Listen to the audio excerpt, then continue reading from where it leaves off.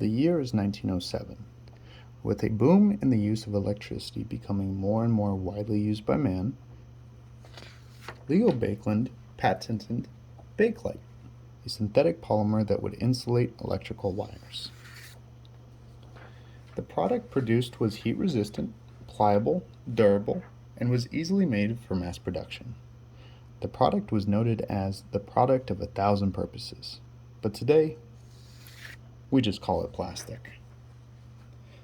Plastic is comprised of polymer chains with a very high molecular weight. Take polyethylene, for example. Polyethylene is a repeating chain of 2 carbon atoms and 4 hydrogen atoms. The more repeating chains there are in the substance, the more durable it will be.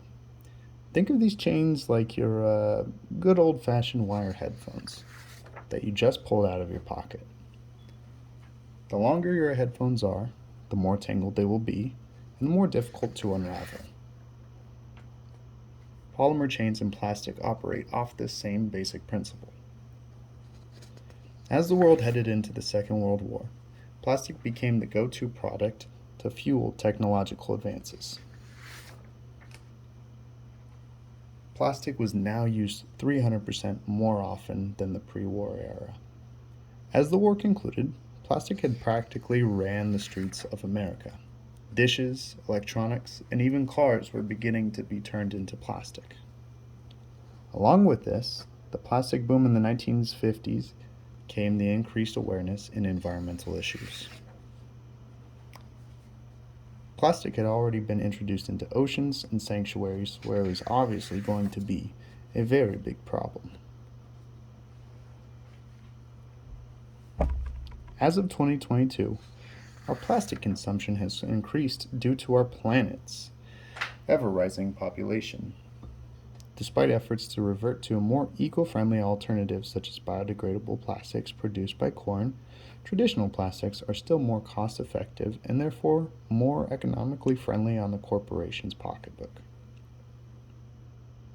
Since making money is the number one goal in Western society, environmental issues related to the production of plastic go on the back burner. We have a continent of trash with plastics the size of Texas adrift in the Pacific Ocean that is understandably killing off a massive percentage of wildlife. If that doesn't convince you that we have a big problem, then let's try plastic at sea will start to break down into bits and pieces called microplastics. These microplastics are consumed by fish that one day you will be eating at your favorite sushi spot on date night. And as you walk out with your spouse, it begins to rain, which will also contain microplastics. So is there a plastic problem? Yes. Will we do anything about it? Well, probably not until we see more of a health concern.